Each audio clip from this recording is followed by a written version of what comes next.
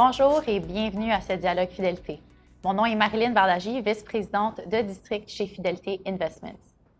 Avec encore une autre année marquée par un premier trimestre mouvementé, il vaut la peine de rappeler que les épisodes de volatilité passés nous ont démontré que des périodes comme celle-ci sont souvent de bons points d'entrée à long terme pour les investisseurs capables de faire abstraction du bruit sur les marchés.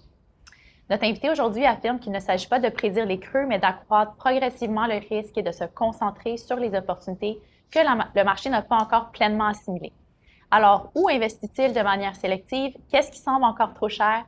Et comment les investisseurs devraient-ils gérer le risque dans leur portefeuille? Avec nous en direct du studio de Toronto est le gestionnaire de portefeuille Patrice Quirion, qui gère plusieurs mandats mondiaux chez Fidélité, dont le fonds Action internationale concentré, qui a récemment fêté ses 10 ans. Patrice, bienvenue et merci de te joindre à nous ce matin. Ça me fait plaisir. Bonjour, Marilyn. Patrice, beaucoup de nouvelles sur le marché, rien de surprenant. Hier soir, on a eu l'annonce qu'il y aura un cessez-le-feu entre le US et l'Iran pour les 2 prochaines semaines. Ça a été 2 semaines assez mouvementées. Peux-tu nous passer à travers l'épisode de volatilité? Comment est-ce que tu as navigué, voyagé à travers les 2 dernières semaines? Oui, absolument. Ça a débuté il y a un mois avec le conflit qui était, je pense pour plusieurs, du moins je ne le cacherai pas, pour nous, ça a été une surprise. Comme c'est souvent le cas, les épisodes chocs, ça apparaît un peu comme une surprise, ça sort un peu de nulle part. Et dans bien des cas, bien, ça va avoir des impacts assez considérables sur le marché. Et pour vous donner un peu une idée comment est-ce qu'on navigue tout ça, la première chose que l'on se demande, c'est est-ce que c'est un événement qui est plus du bruit, qui aura peut-être qui va faire les manchettes, mais qui n'aura pas d'impact notable sur les marchés? Ou est-ce que, comme dans la situation dans laquelle on est présentement, est-ce que c'est quelque chose qui a le potentiel d'avoir un impact économique sur le monde de façon considérable? Et je pense qu'avec le conflit en Iran, de par l'impact sur le transport de l'énergie, ça a le potentiel d'avoir un impact très, très marqué sur le monde. Donc, qu'est-ce que l'on fait? Bien, on essaie de se faire des scénarios, voir notamment sur qu'est-ce qui arrive dépendant de combien de temps cela va perdurer.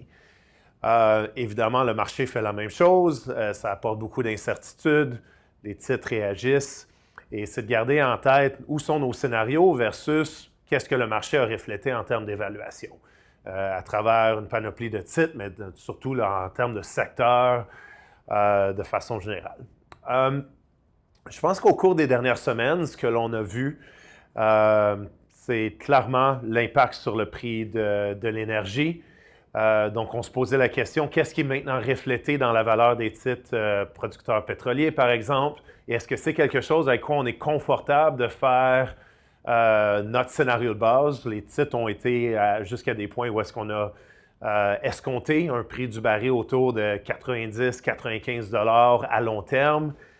Et je suis resté avec le point de vue, comme plusieurs chez Fidélité, que le conflit actuel n'est probablement pas quelque chose qui devrait perdurer à long terme. Donc, de miser sur un prix du baril à 90 $ et plus à long terme, ça semblait être peut-être un peu exagéré.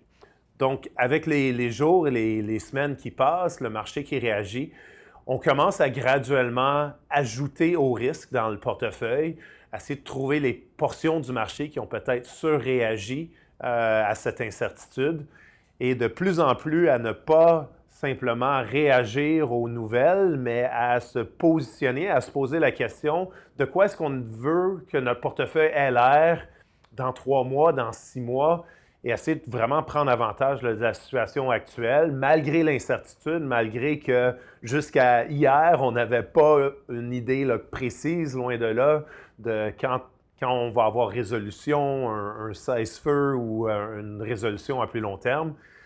Et c'est ça, d'ajouter au risque où est-ce que le marché semble avoir exagéré. Et dans bien des cas, d'aller chercher les titres que l'on aimait avant le conflit, qui ont corrigé davantage, qui nous donnent encore un meilleur point d'entrée, surtout sur nos thèses à plus long terme, où est-ce que les événements à court terme n'ont pas nécessairement d'impact, et d'aller chercher ces points d'entrée-là encore plus attrayants sur le marché. Peux-tu élaborer là-dessus? Donc, tu as mentionné tout ce qui surréagit aux nouvelles. Peux-tu nous donner une idée? Est-ce que c'est vraiment un secteur? C'est des idées plus générales? As-tu des idées de compagnie que tu veux partager? Tu as eu des rencontres intéressantes dans les dernières semaines? Oui, absolument. Donc, je pense que au point de départ, c'est de se demander les titres ou les secteurs que l'on aimait déjà, où est-ce qu'on a vu une correction supplémentaire. Donc, on va en parler, j'en suis certain, mais par exemple, au niveau du consommateur, où est-ce que on a eu énormément de pression depuis un long bout de temps, où est-ce que je pense qu'il y a une belle thèse là, qui peut être développée au cours des prochaines années sur la classe moyenne qui pourrait rebondir d'un contexte économique plus difficile au cours des dernières années. Évidemment, quand on a un chèque sur l'énergie, on a les marchés qui apportent les taux d'intérêt à la hausse à court terme, des peurs d'inflation qui reviennent à la surface au cours du dernier mois. Bien, c'est des titres qui ont pris là, un setback supplémentaire. Donc, j'en parlais déjà depuis un bout de temps, le consommateur aux États-Unis, par exemple. Donc, on a essayé d'utiliser les dernières semaines pour aller là, peut-être accélérer la cadence à laquelle on commençait à ajouter de l'exposition pour prendre avantage de la faiblesse qui s'est produite, avec la perspective que la situation actuelle ne devrait pas perdurer, que l'environnement normal devrait être plus conducteur, supporteur pour une reprise du consommateur qui n'est pas escomptée dans les marchés.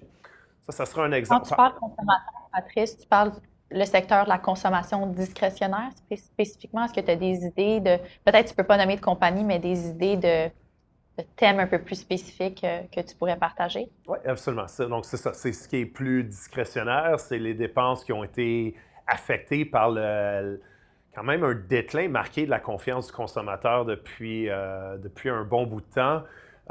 Surtout quand on pense là, en Chine, où est-ce la confiance du consommateur est très basse depuis la pandémie, avec le déclin de l'immobilier là-bas, en Europe, avec le conflit en Ukraine là, qui vraiment perdure.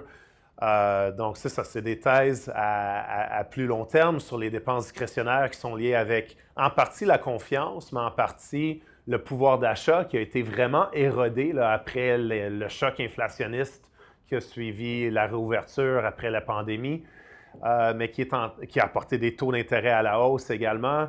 On avait eu le consommateur, surtout aux États-Unis, là, qui s'était réendetté de façon assez forte et qui, au cours des dernières années, a eu un impact là, marqué sur tout ce qui est les dépenses plus discrétionnaires, que ce soit en lien avec l'immobilier, le real estate, les voitures, les restaurants.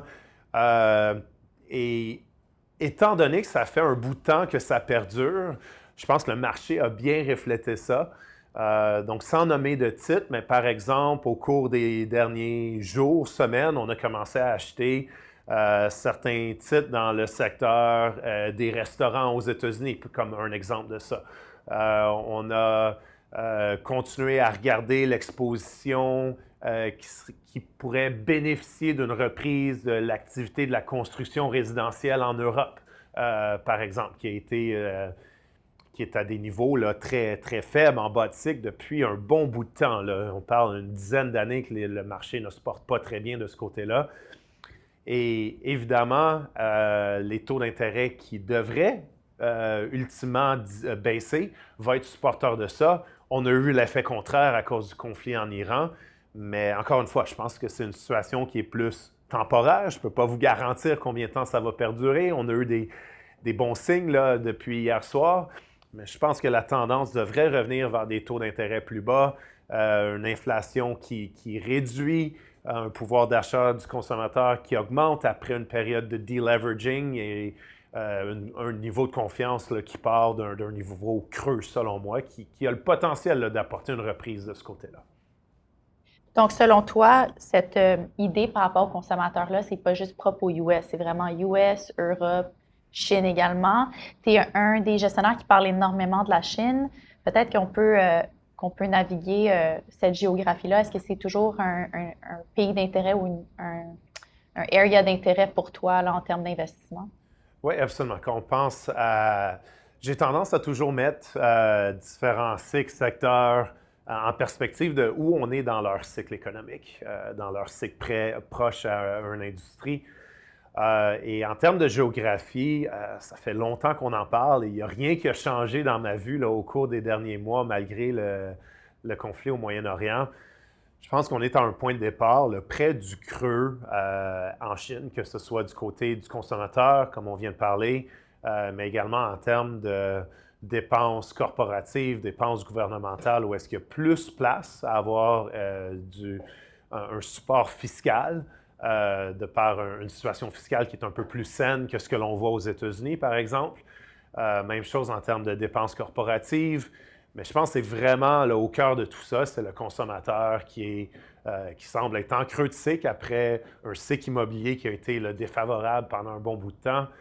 Je pense qu'il faut garder en tête pour n'importe quelle économie, le cycle au niveau de l'immobilier a un impact là, considérable sur le consommateur, sur les dépenses discrétionnaires, ultimement sur la performance économique d'un pays. Et comme je le mentionnais, en Europe, ça fait une dizaine d'années là, depuis la crise financière européenne en 2012-2013, où est-ce que l'immobilier se porte pas très bien. Et en Chine, la même chose. On a vu une correction marquée au cours des 5-6 dernières années. Et selon moi, on est en train d'atteindre un creux. On n'est pas en période de reprise, mais je pense que comme investisseur contrarien, du moins, on veut se positionner avant qu'il y ait une reprise là, qui est très, très télégraphiée, très visible. Et je pense qu'on arrive à ces points-ci où est-ce que ça pourrait permettre là, aux consommateurs d'avoir une confiance accrue, de commencer à réduire le taux d'épargne dans l'économie, potentiellement avoir une phase de réendettement là, versus des niveaux qui ont été qui sont maintenant très, très supporteurs pour le consommateur. Donc, je pense que tout ça est en train de prendre place. C'est des thèses à plus long terme, mais il y a aussi une tendance plus structurelle qui est, selon moi, on va assister à un peu une recalibration du modèle de croissance économique de la Chine, qui a été vraiment un modèle là, basé sur la construction en termes résidentiels, mais d'infrastructures également, il y a une décennie. La dernière 5 ans, plus ou moins, ça a été vraiment une emphase sur le secteur manufacturier, développer de plus en plus une industrie de plus en plus compétitive à l'échelle mondiale dans des sections du secteur manufacturier à plus grande valeur ajoutée.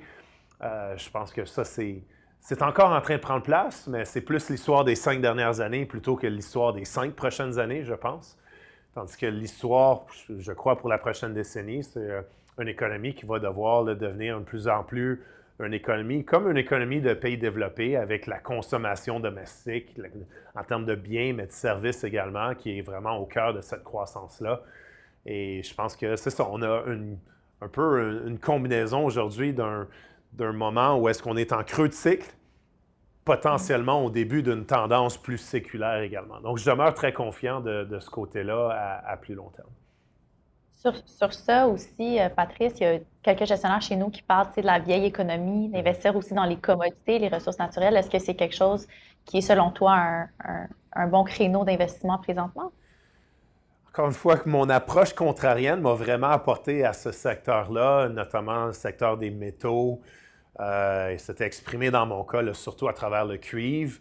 Mais je pense que c'était, encore une fois, peut-être un peu plus l'histoire des 2-3 dernières années, où est-ce que si on pense à plusieurs des métaux, là, notamment le cuivre, où est-ce que les prix étaient simplement trop bas pour stimuler davantage de CAPEX dans l'industrie minière pour développer de nouvelles mines, pour apporter de la production qui va être nécessaire là, au cours des prochaines années. Oui, c'est vrai qu'on était dans une période où est-ce qu'il y avait un peu une imbalance, où est-ce qu'il y avait un peu plus de production qu'où la demande était. Mais dans un monde où est-ce qu'on est en train d'électrifier pratiquement tout, ça apporte une demande, là, je pense, plus soutenable à long terme pour le cuivre et d'autres métaux, là, mais surtout le cuivre. Et avec une demande qui est anticipée d'augmenter et un prix qui était trop bas pour développer de nouvelles sources de production, je pense qu'on devait avoir une augmentation du prix des commodités pour envoyer le signal à l'industrie de débuter à à développer, à investir davantage dans le secteur en termes de CapEx minier. Mais je pense que beaucoup de cela s'est déjà déroulé. Le prix du cuivre n'est plus à 2 et quelques. On est rendu au-delà de 5 la livre. Le signal a clairement été envoyé. Les titres ont très, très bien fait au cours des dernières années. Donc, c'est pas pour dire que ça ne peut pas continuer. Le momentum pourrait pousser le prix à des niveaux encore plus élevés, mais je pense que déjà aujourd'hui, le prix est suffisant pour envoyer le signal de dépenser davantage. Donc, j'ai vraiment réduit mes positions de ce côté-là. J'ai encore un petit peu d'exposition là, en termes de CapEx minier, notamment dans le secteur industriel. Mais ça, c'est un exemple. Là, au cours des dernières semaines, avec encore plus d'emphase, non seulement du côté minier, mais maintenant côté énergétique, toutes les compagnies qui sont exposées au CapEx de ressources naturelles dans le secteur industriel ont initialement très bien performé. Et de mon côté, par mon approche, là, plus à contre-courant, j'ai plutôt j'ai été porté à prendre profit dans ces titres-là, là, même à plus court terme, pour envoyer ça dans d'autres sections du marché là, qui ont été malmenées et qui, selon moi, commencent à être plus intéressantes sur une thèse à moyen long terme que plutôt de continuer de suivre là, les tendances momentum du côté des ressources naturelles, avec l'exception du secteur aurifère, où est-ce que je pense qu'il y a encore une histoire là, vraiment intéressante en percevant l'or, pas comme commodité, mais en percevant l'or comme devise. Et je suis dans le camp, du moins, où est-ce que je pense que l'or est une devise. Et oui, c'est vrai qu'à court terme, on a vu un peu un rebond dans le dollar américain. Encore une fois, je pense que c'est important de se poser la question, où est-ce qu'on va en être quand la situation actuelle va être derrière nous? Et je pense qu'il y a encore un paquet de points d'interrogation sur notamment la situation fiscale aux États-Unis, la confiance envers le marché obligataire américain. Et l'or, selon moi, va continuer là, de bénéficier de ces points d'interrogation-là qui sont beaucoup plus structurels que cycliques, selon moi. Tu parlais de CapEx, tu parlais de secteur malmené. Un des secteurs malmenés, on voit que le Nasdaq est vraiment en baisse depuis le début de l'année. Je pense que tu avais rajouté certains des hyperscalers, si on peut les nommer comme ça. Puis il y a une question d'ailleurs qui rentre d'un conseiller qui nous écoute ce matin. Qu'est-ce que tu penses de Microsoft et de façon plus générale on va dire, les 7 magnifiques et de l'industrie de l'IA dont on parle un peu moins maintenant à cause que l'Iran et le US ont pris vraiment la popularité des grandes lignes de journaux. Mais ton avis sur l'IA en général? Oui. Peut-être parler technologie ou le Mag 7 de façon générale. C'est intéressant. Je pense que pour plusieurs investisseurs, c'est encore vu comme un secteur ou une section du marché qui performe très, très bien. Et la réalité, c'est que ça commence à être beaucoup plus mix que peut-être la perception l'est. Si on regarde plusieurs des grands titres, tous ceux qui ne sont pas directement exposés là, au CapEx sur les centres de données pour l'intelligence artificielle, mais si on pense à Microsoft, à Amazon, même Meta à un certain degré, Netflix, Tesla, c'est des titres qui maintenant n'ont pas surperformé le marché, même si on remonte à 2018 dans certains cas, 2020 dans d'autres. Donc, on commence à avoir vraiment une divergence au sein du Mag 7, mais je pense qu'il commence à y avoir des opportunités là, dans le reste, notamment du côté logiciel, où est-ce que le sentiment est très négatif aujourd'hui, beaucoup de peur que l'intelligence artificielle va vraiment venir apporter comme une fin à ce secteur-là dans les prochaines années ou dans les prochains 10 ans, plus ou moins. Je pense qu'on est à un point où est-ce que ça commence à être exagéré, du moins pour les compagnies de logiciels, où est-ce qu'il y a vraiment un network effect là, qui sont utilisés par des millions et des millions de consommateurs ou d'entreprises à travers la planète. Je pense que l'intelligence artificielle est beaucoup plus probable d'apporter des outils qui vont être bâtis par-dessus ces logiciels de base, pensez à Microsoft par exemple, que de venir totalement remplacer ces produits. Donc, dans mon cas, j'ai commencé à ajouter au logiciel là, au cours des derniers mois, derniers trimestres. Et avec le marché qui continue là, d'aller à l'encontre de ces titres-là, on commence à en ajouter davantage. Donc, ce n'est pas que Microsoft, à ce point-ci, on commence à acheter certains autres titres dans le secteur du logiciel avec cette perception-là, que le sentiment est peut-être devenu un peu trop négatif sur le secteur et que peut-être les excès d'évaluation ont été corrigés. La deuxième partie du secteur de la technologie est de plus en plus liée à l'intelligence artificielle et je mettrais ça dans deux camps. Il y a les compagnies qui dépensent, donc les compagnies qui bâtissent les centres de données, les hyperscalers, là, pensez à Amazon Web Services ou à Microsoft avec Azure. Et il y a les titres qui vont bâtir les semi-conducteurs, les GPUs, toute l'infrastructure électrique pour les centres de données qui vraiment en bénéficient. Et qu'est-ce que l'on voit depuis les derniers 6 mois, plus ou moins? C'est qu'on commence à voir le marché qui, on peut dire, proteste à un certain degré contre les dépenses qui sont rendues à des niveaux faramineux là, pour les Alphabet, Microsoft, Amazon de ce monde. Les titres commencent à sous-performer parce que le marché ne voit pas les revenus augmenter assez rapidement pour justifier les montants en CAPEX qui sont rendus là, à une cadence autour de 800 milliards par année. C'est la cadence à laquelle ces compagnies-là dépensent. Et je pense qu'on est à un point où est-ce que ça devient intéressant parce que soit que ces compagnies-là vont commencer à voir les dépenses se manifester en termes d'accélération de la croissance des revenus, qui serait positif pour les titres, ou de l'autre côté, si les revenus n'accélèrent pas là, en proportion de les dépenses en CAPEX, je pense qu'on va voir là, où on va commencer de plus en plus à parler de réduction de CAPEX versus les niveaux auxquels on est aujourd'hui. Et je pense pour les hyperscalers comme Microsoft, comme Amazon, que ce soit une réduction du CAPEX ou une accélération des revenus, je pense qu'on est à un point où est-ce que ces deux scénarios-là seraient positifs pour la valeur des titres, le sentiment sur ces compagnies.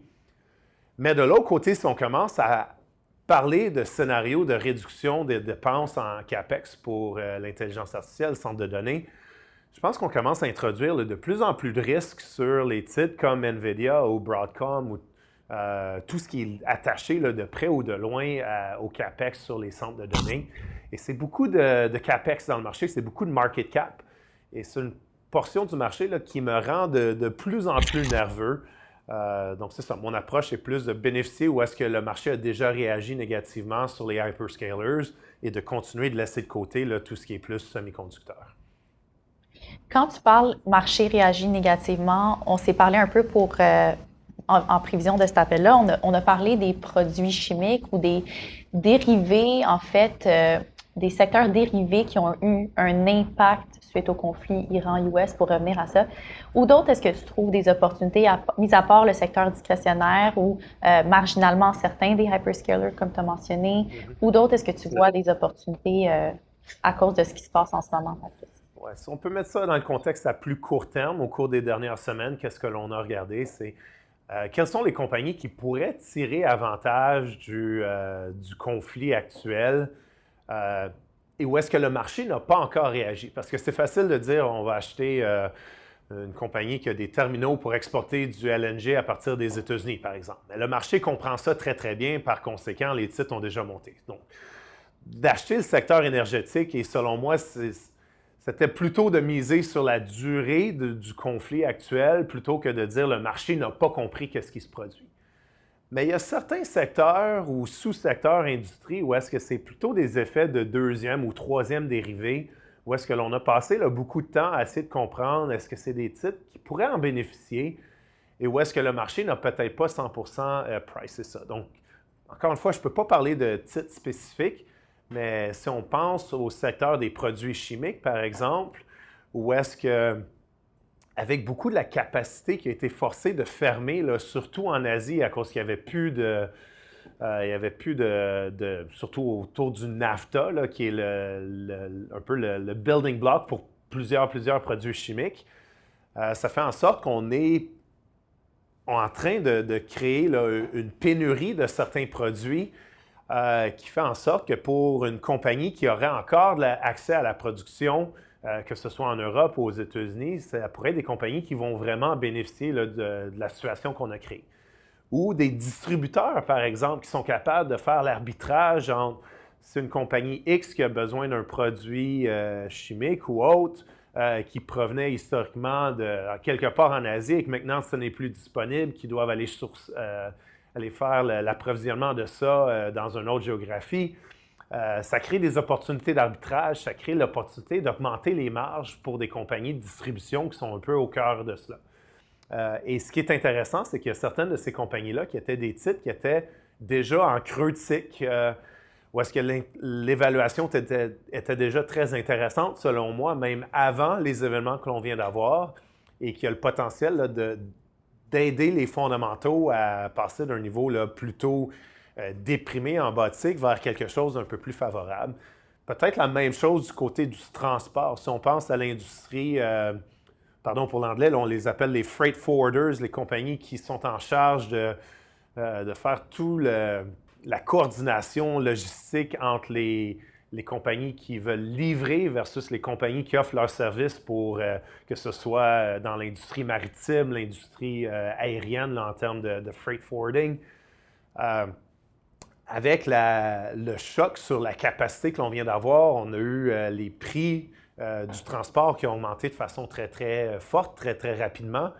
Et encore une fois, si tu es la compagnie qui est au cœur de tout ça, ça crée des opportunités d'augmenter les marges dans une industrie où est-ce que soudainement on passe d'une industrie qui était undersupplied, qui avait trop d'offres, où est-ce qu'aujourd'hui on est undersupply là, sur un paquet de, c'est ça, soit des compagnies de distribution, des compagnies dans le secteur du transport qui ont créé là, des opportunités plus intéressantes à court terme. Patrice, il nous reste que quelques minutes. Si je peux te demander rapid fire question qui vient de rentrer d'un conseiller, est-ce que tu as un intérêt pour la Corée et le Japon? Je pense que tu avais marginalement parlé du Japon qui a des réformes, plus d'intérêt de ce côté-là. Est-ce que tu peux commenter? Oui, absolument. Au Japon, plus en plus sur une base plus spécifique. Le Japon avait quand même très, très bien performé l'an dernier, mais les entreprises qui sont soit au cœur des réformes corporatives que l'on voit, par exemple, en portefeuille, on avait Toyota Industries qui a bénéficié d'une réforme corporative là, que l'on voit de plus en plus. Donc, ça demeure un aspect intéressant, selon moi, du marché japonais. Et du deuxième côté, côté du secteur financier, les banques au Japon, avec le retour de l'inflation, les taux d'intérêt qui augmentent, je pense que c'est un autre volet très intéressant.